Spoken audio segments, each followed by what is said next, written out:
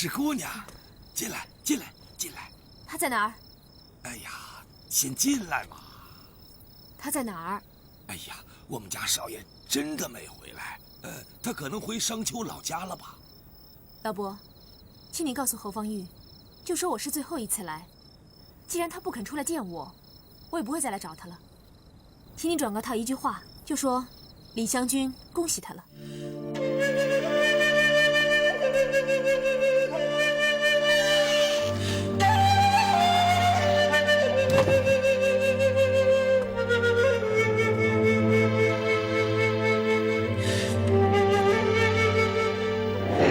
难道你真的要去考科举了？那不过是权宜之计。为了你，我要好好的活着。想不到国破家亡，你却低头忍辱去求取功名。公子，只当我是路旁人，不必相认。只望你好好珍重自己的前程。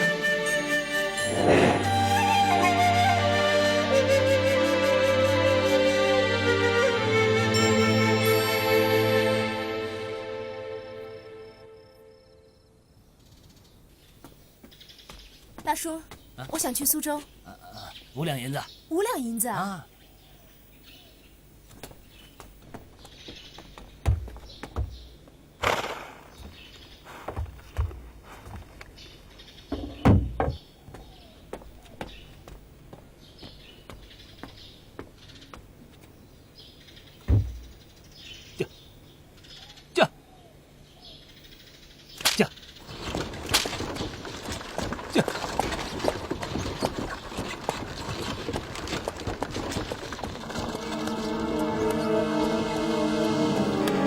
跟住前面那辆车子。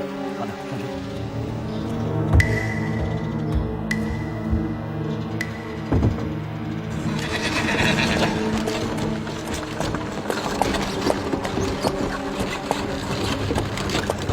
哎，快快啊！快点，快！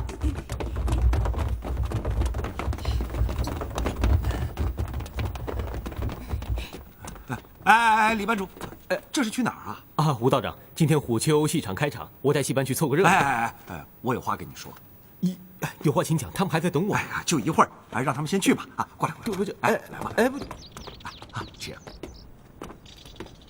请问李班主啊，你们何时启程到京城去啊？太后寿辰还有一段时间，我们进京唱戏呢，可能还要过一些日子。太后祝寿，这不关我的事儿。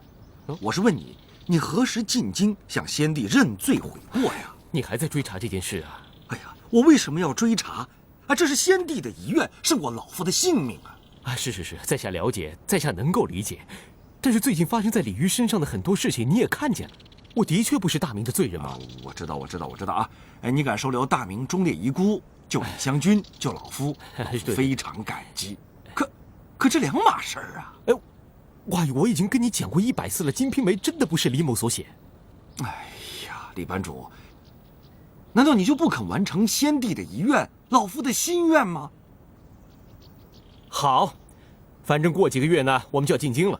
你可以跟我们一起随行啊，到时候咱们2个一起到先帝坟前祭拜一次，如何？好，一言为定。一言为定，绝不食言。李渔先走了请。告辞。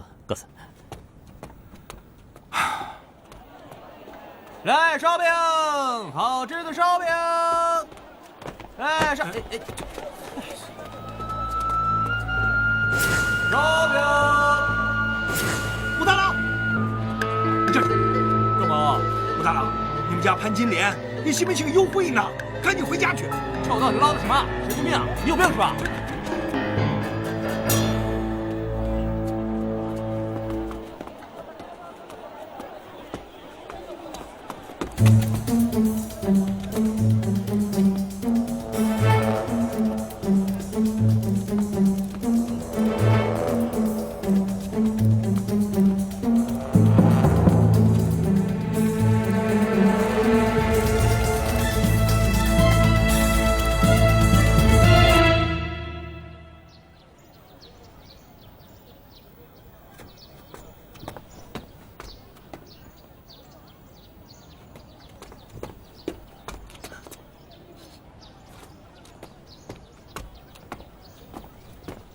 你为什么跟着我？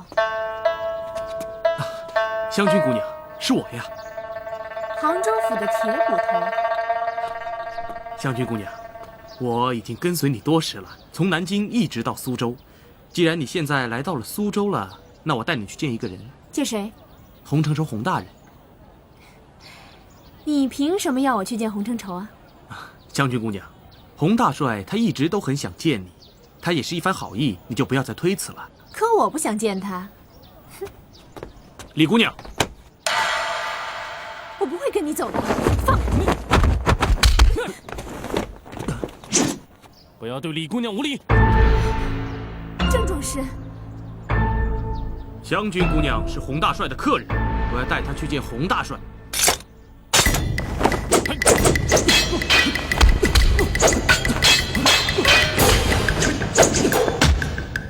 走！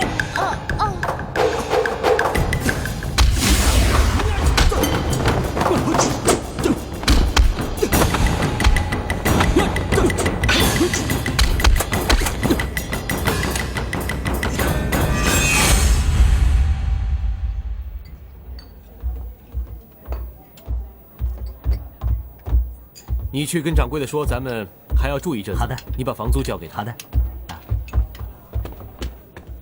李，哥哥，曹大人。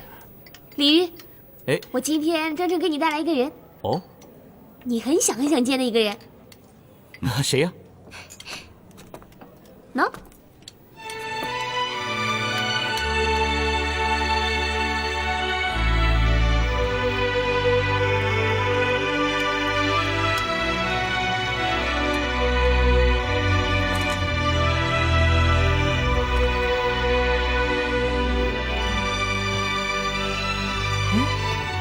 湘君姐姐，你回来了。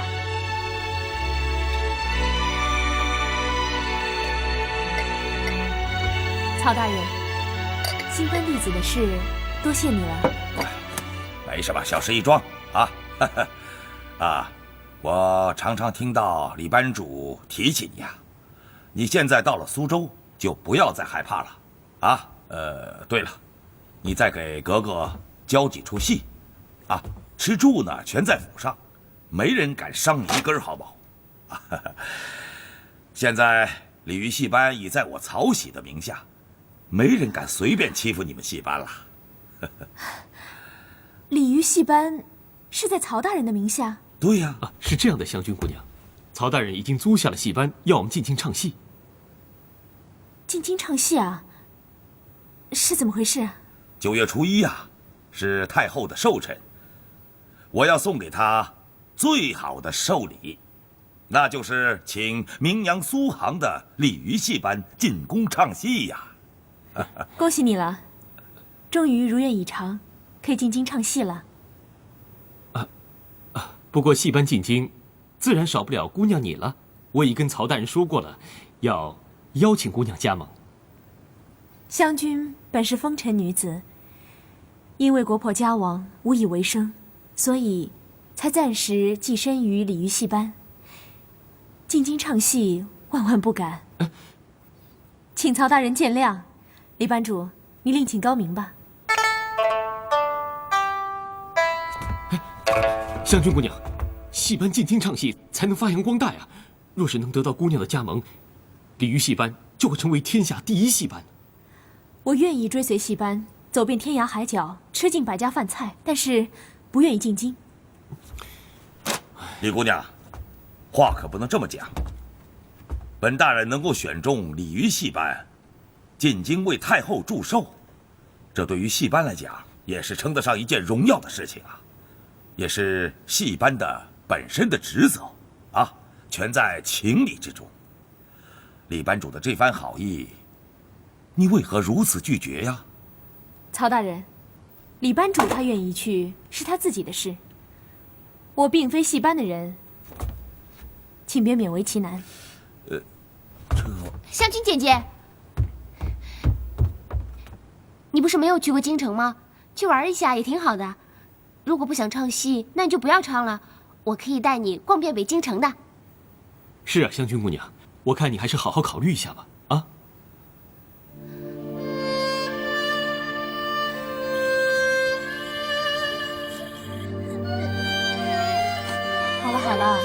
不要再哭了，都是姐姐不好，我不应该丢下你们自己走的。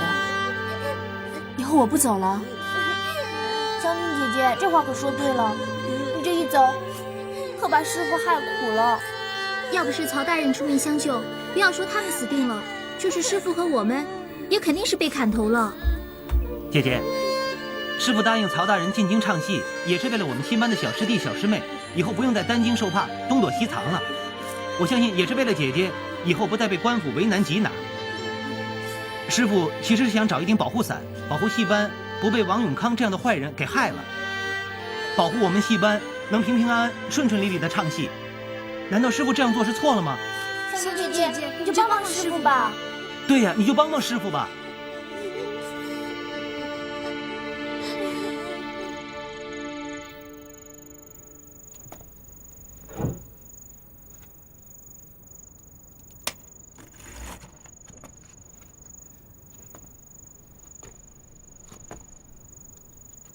李班主，湘君姑娘，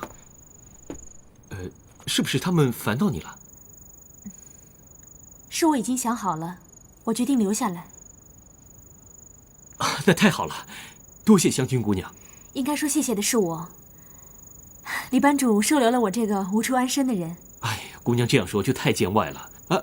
不过暂时不能住在客栈。我不跟你们住在这个客栈，要上哪儿去啊？因为你离开苏州这段时间发生了很多事情，住在客栈里面反而不安全。不过，在下为姑娘找到了一个安全的地方，就是曹玺大人府上。曹玺府上，他是个满人，我只不过是一介小民，不合适吧？哎呀，姑娘，你不用想得太多，住在他府上只不过是教戏而已啊。李班主，我觉得这样不妥。格格要学戏，你去教戏，这不正好可以住在曹府上吗？更何况新班弟子的事情，格格和曹大人帮了很大的忙，这是个人情，没有其他的。也罢，曹大人救了新班弟子，去教戏也是应该的。那太好了，我怕姑娘会不同意呢。李班主，我是那么不通人情的人吗？好坏是非，我还是分得清的吗？是的，是的。可另外还有一个原因。什么原因？洪承畴三番两次来请你，你若想回避他，最好的地方就是曹府。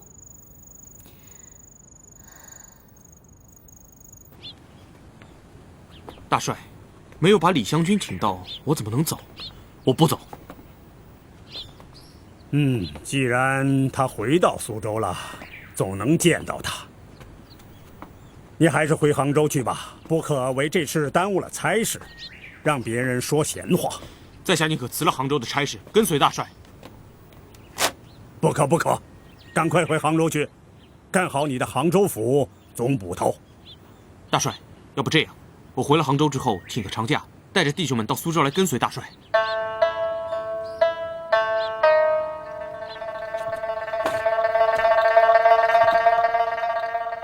想不到被曹玺横插一杠子，抢了个先。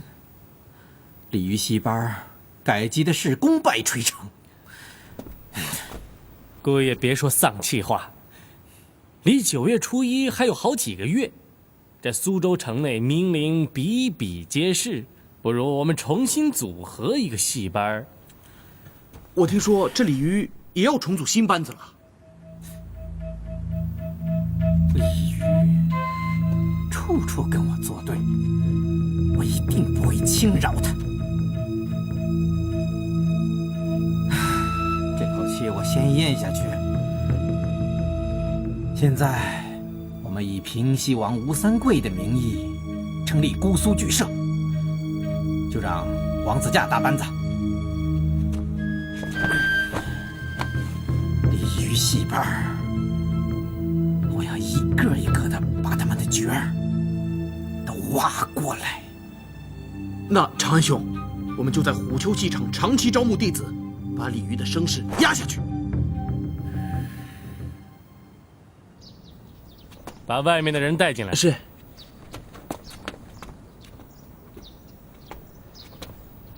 哎呀，今天好多人呢。是啊。报什么？报什么？哎，报什么？啊？什么？是什么？来，你们开始比了。我来。大家不要急啊，一个一个来。谈报考我们姑苏剧社的都有白银1两。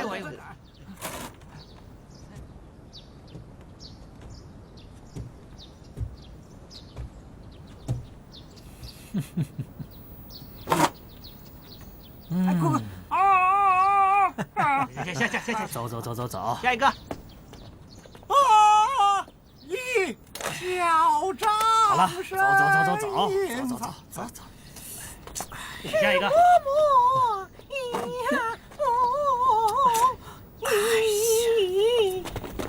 有人的，我们也去报考啊！就你那副嘴脸，还想报考剧社呢？哎呀，一脸都不走。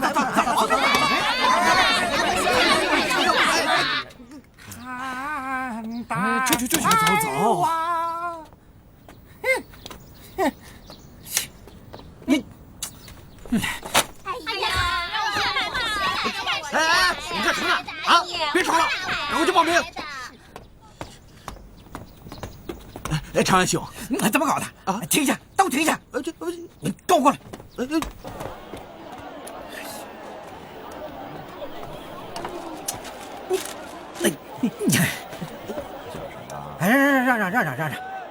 让，还让！周书立，这银子就不要再发了。长安兄，你不是说要人气旺吗？你看，这队伍排到了山塘那边，这人气还不够旺啊！你也不看看都是些什么人，不是缺胳膊断腿的，就是些这丑八怪。这刚才不是进去了一批美女吗？呸！什么美女，都是些年老色衰的老妓女。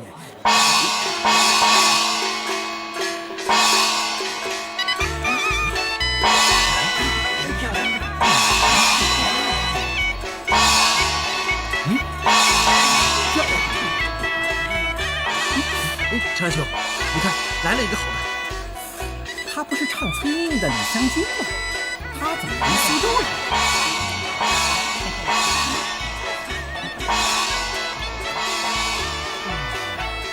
看看他们招的那些人，这李渔分明是在跟我们叫板示威啊！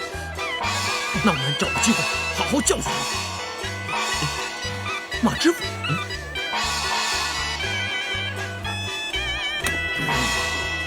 马知府，哎呀，你看这鲤鱼戏班现在又有了李香君了，他们本来应该在大牢里面，可现在却出现在苏州的闹市之中，真不知道现在是钱明的天下，还是我大清的天下。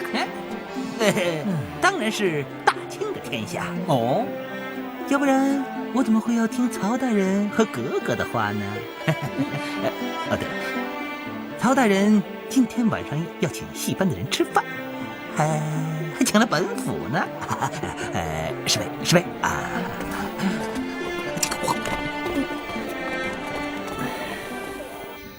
各位，安静点啊！我给大家宣布一个喜讯：前些日子，本大人递上了奏折，呈送到皇上太后那里。当皇上得知曹玺要带鲤鱼戏班进京，为太后寿辰唱戏祝贺，是龙心大悦呀！啊，着内务府赏银300两，作为咱们戏班进京的费用。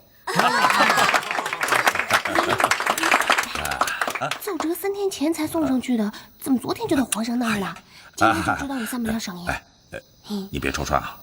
这300两银子是我先垫上的，回京之后再向他们讨回来吧！啊，来！曹大人，这皇上亲政，办事英明果断，乃是臣民之福啊！为了表示感激之情呢，原本进京典的10本大戏之外，再加上1本。哦，又有了新本了，叫什么名字？这剧名我也刚刚想好，就叫它比目鱼吧。比目鱼？比目鱼专写戏班男女之情，一定非常好看的。是什么新戏啊？你说来听听啊。不如现编现演一出，为大家助助兴啊。好呀，咱们是一边喝酒一边吃肉一边听新戏，这太妙了啊！这出戏呢，只需要1生1旦，在下呢充当生角儿，这旦角嘛，旦角由我来唱吧。哥哥你还是坐着看看吧，这还没定稿的新戏一时很难唱的。你教我呀，我学得很快的。在葫芦山上的时候，你不是教过我，我不是学得很快的吗？哎呀，这回不一样，这个旦角儿还是由湘君姑娘来唱吧。比目鱼，我不会唱的，我还没有唱过，要不然让格格来唱吧。师傅，他们两个都不想唱，还是让我来唱吧。师傅，我们中间选一个吧。哎呀，别说在听师傅。你们两个还是坐着看吧。这个角色呀，非湘君姑娘莫属。李班主，你是不是喝醉了？没有，我们别扫大家的兴，唱一出给他们听啊！来。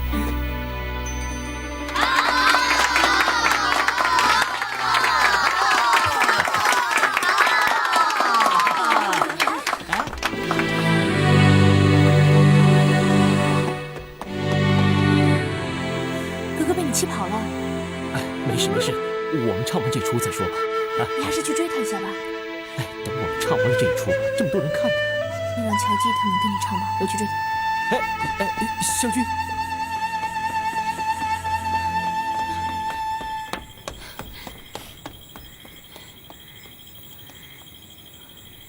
格格，你生什么气呀？做戏跟谁做不是一样？都是假的，李班主是喝多了，不必跟他计较。假戏还有真做的呢。他喝完酒就原形毕露了。其实我知道，他心里面只有湘君姐姐一个人。格格，你误会了。我才没有误会呢。林五娘上葫芦山那是为了救我，她冒死上葫芦山，其实是为了救湘君姐姐你。刚才我想唱旦角，她理都不理我，然后厚着脸皮硬要拉你。格格，请放心，格格想唱旦角儿，没人跟你争。湘君姐姐就更不会跟你争。格格，你可听清楚了，湘君姐姐她不愿意跟李班主同台唱戏，你就不要生气了。真的吗？真的。好了，回去跟李班主一块唱比目鱼吧，别让大家久等了。就是啊，我们进去看看吧。我听李班主说过的，说格格你天生就是唱戏的材料，这么好的机会还不好好显示显示？走吧。哎，你怎么不走啊？他又没有拉我，我就在屋里等他。他让我唱的，他会来拉我出去的。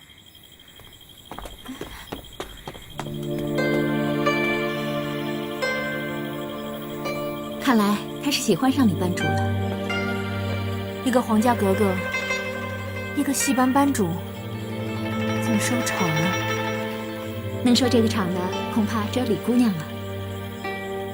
我早看出来了，李班主身边是有很多年轻漂亮的姑娘，更有王姬、乔姬这样痴心的女徒儿。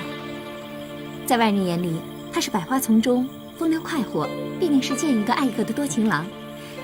但实际上呢，他却是一个十分专情的人。依我看，他的心里只有李姑娘一个。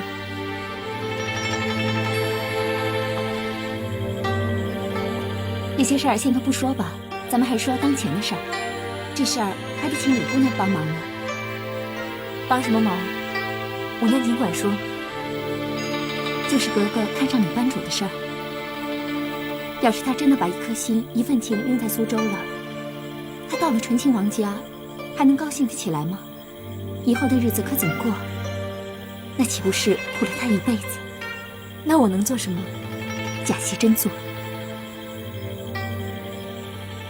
烧什么的？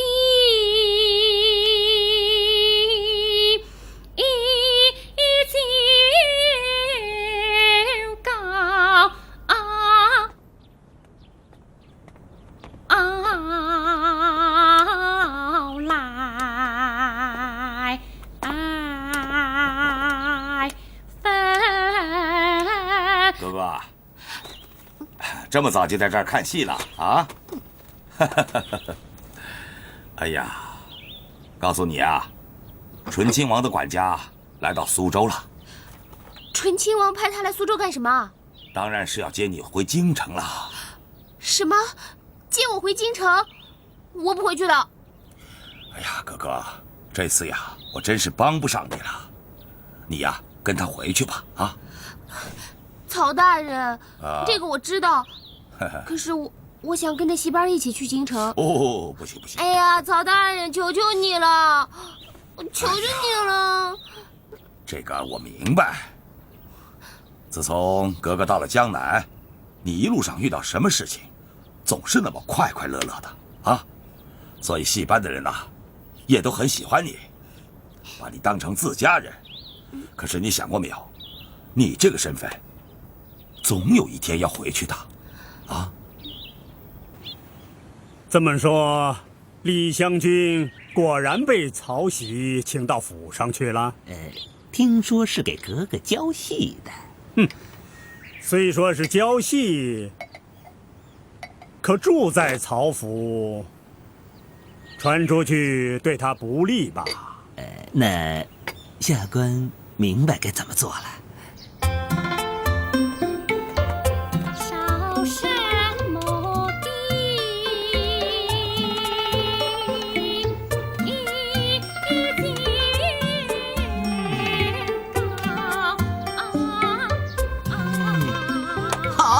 好啊！你来干什么？我们在学唱戏，别妨碍我们。我是来找李姑娘说句话的嘛。马知府有话请直说。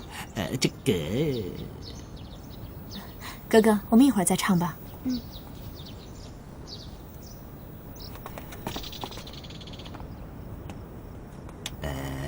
李姑娘，洪大人让我来请你到留园一叙呀。我要教格格唱戏，恕难从命。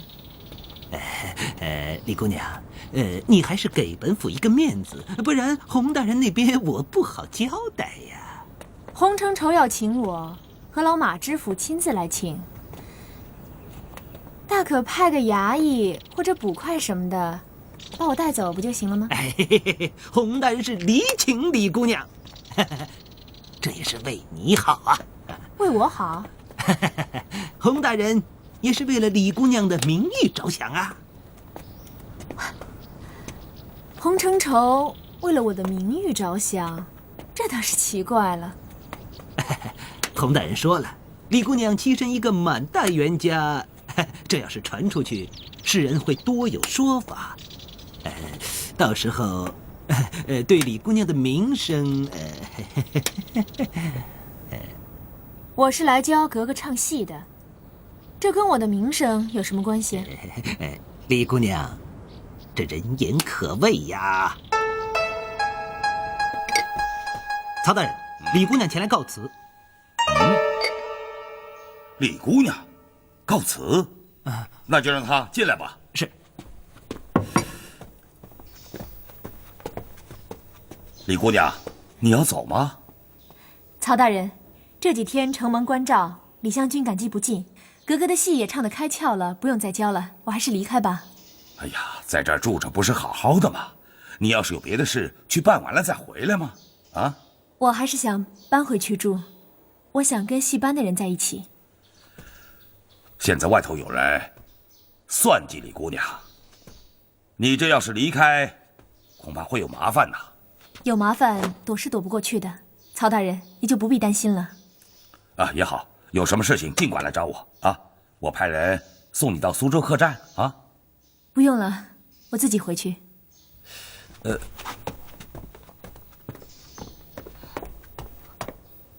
香君姐姐，你真的要走了吗？我回戏班去。你不留下来多住几天，再教我几出戏？再过几天我会来教你的。再过几天，我就不在苏州了。怎么，格格要回京城了？醇亲王的管家催着他回去，正在苏州等他呢。不过他也出来一段日子了，也该回去了。什么时候走？我和戏班的人去送送你啊。不用送了，别告诉戏班的人。格格，我怕戏班的人等着我，我得先回去一下，安顿好了我再回来。你留下来陪陪格格吧。曹大人，我还是回到客栈住，有机会我再过来陪格格。好吧，我也不留你了。你要是真有事走不开，你也别过来送我，我送送你吧。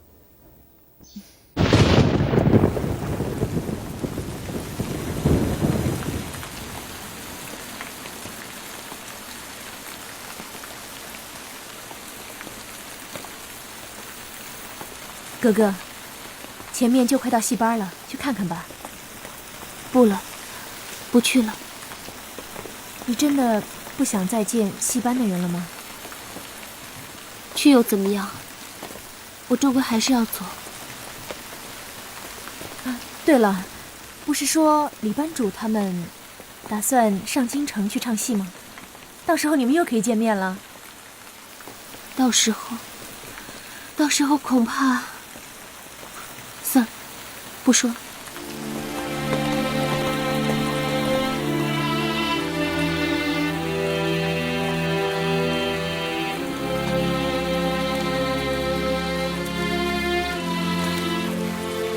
哥哥，明天我让李班主来教你。不用他来。哥哥不想学戏了？不想。为什么？我永远都不想学唱戏了。我知道，我不属于这儿，也不属于戏班。我也知道，我这么一走，我再也见不到你们。可是我不会忘记你们的，我不会忘记你们戏班里的每一个人，我不会忘记和你们度过的每一天。哥哥，我会转告李班主，让他来送你。不用他来送，他来送又能怎么样？或许我根本不应该跟着曹大人到江南来玩的。哥哥，我知道你要回京城，心里头有很多的不舍。不管舍得与不舍得，我跟他终究是两个不同的人。哥哥说的对，哥哥是属于皇宫，属于大清。李班主是属于一个民间，属于一个戏子。一个戏子。这世上本来就有许多事情很无奈，等你出了嫁，有了相公，有了孩子，也许你就会淡忘这段日子。随着岁月的流逝，什么事情都会忘记的。要么总有一天，我也会离开戏班，到我应该去的地方。就算是成了亲，有了孩子，那又能怎么样？我的心是不会忘记这段日子的。香君姐姐，我知道你爱李班主，那你为何不选择他？你为什么还要离开？你不要再劝我，我是不会相信的。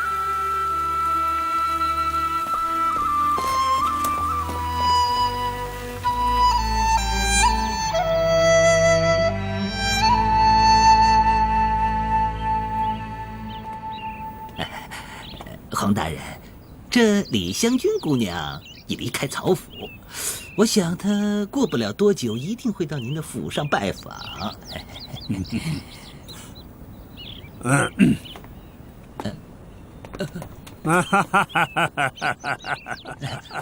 坐，洪大人，请坐。洪大人，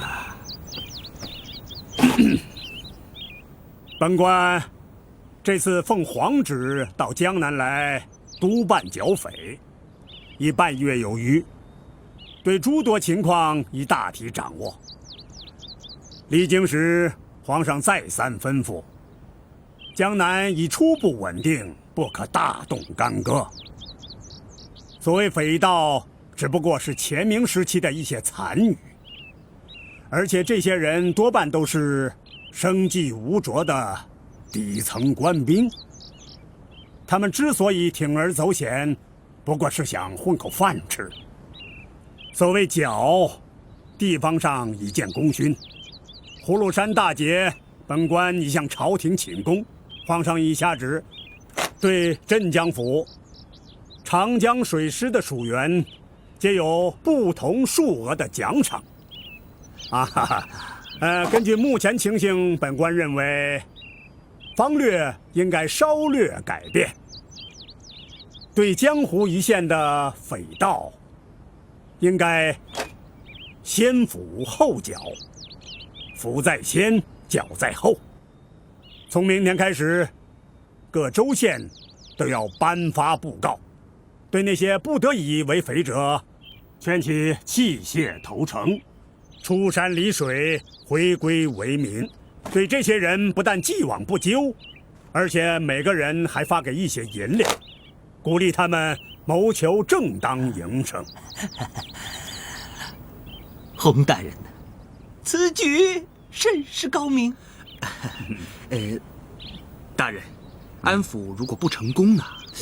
安抚不成，再抚，再抚也抚不成呢。还是那句话，抚在先，剿在后。大家都听明白了吧？就按照洪大人的意思，迅速部署行动。属下遵命。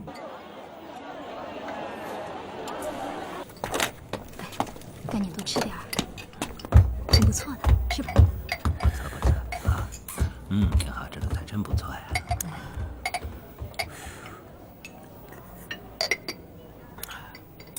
哎，姑娘怎么不吃了？我不饿，吃不下。姑娘是不是有什么心事？李班主，我不能再去曹府了。难道你不肯再教格格了？格格天资聪慧，本来就不用我教。那到底为什么？曹玺是满大员，我不应该住在他府中的。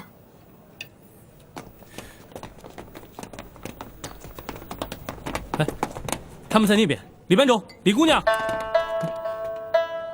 干杯！干！你们二位有什么想法，不妨直接跟李班主、李姑娘说一说。我们兄弟俩商量过了，打算在苏州、杭州找个正当营生，过安定日子。刺洪承畴也刺了几次了，但每次都让他侥幸逃过。哎，看来天不亡他。再说，杀了那洪承畴，虽说是出了一口恶气，但也不能让大明重生。哎，大势所趋，想不认命也不行啊。你们既然不想干了，我也不勉强。陈统领，你有什么打算？林五娘在红春楼给我安排了一个闲差，日后开个小店，过过小康日子。诸位，能否听我一句？天下大事变幻莫测，变幻之中自有定数，不是诸位能够轻易去改变左右的。所谓顺天者昌，逆天者亡。如今清王朝日渐昌隆，百姓已摆脱战乱之苦，如今也慢慢的日子稳定下来。大家想一想，如果再重启战端的话，百姓岂不是又要陷于水火，颠沛流离，家破人亡，妻离子散？我相信这也不是诸位想看到的。各位勇士壮志，心有不甘，在下可以理解。但是你们已经为大明尽心尽力了，事到如今呢，只有顺天应人，也该为自己想一想，尽快找一个安身立命之所。李班主说的很有道理，不过洪承畴这个老贼不杀，我心不甘呐。杀洪承畴的确可以大快人心，但是杀了他之后，江南百姓又要遭受另一场浩劫。此话怎讲？洪承畴此番来江南的目的，就是为了要剿匪。但是我观察了他半个多月，他却没有动枪动刀的意思。为什么？我如果猜得没错的话，他是想招抚，而不是来大动干戈的。如果要是洪承畴一死，反而会引起朝廷的震怒，到时候派个清朝爱杀戮的将领来，大动干戈，那江南的百姓岂不是又要遭殃了？李班主的话很有道理，杀了洪承畴是很解气，但是不杀他，有不杀他的好处。这是便宜了这个老贼。李姑娘，你有什么意见？我倒是认为，李班主的话不妨听一听。大家都不要去冒这个险，让我们好好的保护新班弟子，让他们好好的成长，能过上幸福美满的日子。是啊，既然李姑娘都这么说了，我也无话可说。刺杀洪承畴的事暂时搁下不提。不过，我要离开苏州了。郑兄，你若不嫌弃，可以暂时安身于戏班呢。多谢李班主。不过，洪承畴这个老贼知道我在戏班安身，会加害戏班。实不相瞒，这一次我准备到京城把我父亲接过来。可你爹身处皇宫，你这样去是不是太危险了？父亲是洪承畴的人质，如果我不把他接出来，日后洪承畴这个老贼要挟于他，岂不更加危险？哎，如果你们俩兄弟不嫌弃的话，可以暂时安身于戏班，也好为我们做保护，让我们壮胆子。多谢李班主，我们还真不知道到哪里去呢。二位不要客气，虽然留在戏班不能锦衣玉食，但最起码可以图个温饱。还不快叫师傅！师傅！李班主，对，上一次收留了新班弟子，这一次又收留了嫡父兄弟，真是感谢你啊！哎，湘君姑娘总是那么见外，要说谢谢的应该是我，因为有姑娘在，戏班才会有生机。李班主，有件事情，不知道应不应该告诉你。请说。龙格格要回京了。他要回京城？他不是每天吵吵嚷嚷的要学戏吗？现在一本戏都没学会，就要赶回去？是醇亲王派人来接他的，可是他自己并不情愿。唉，看来身在皇家也有身不由己的时候。他什么时候走？明天，也许后天吧。这么急着回去？咱们是不是应该去送送他？对啊，是应该去送送他。我想，格格有很多话要跟你说。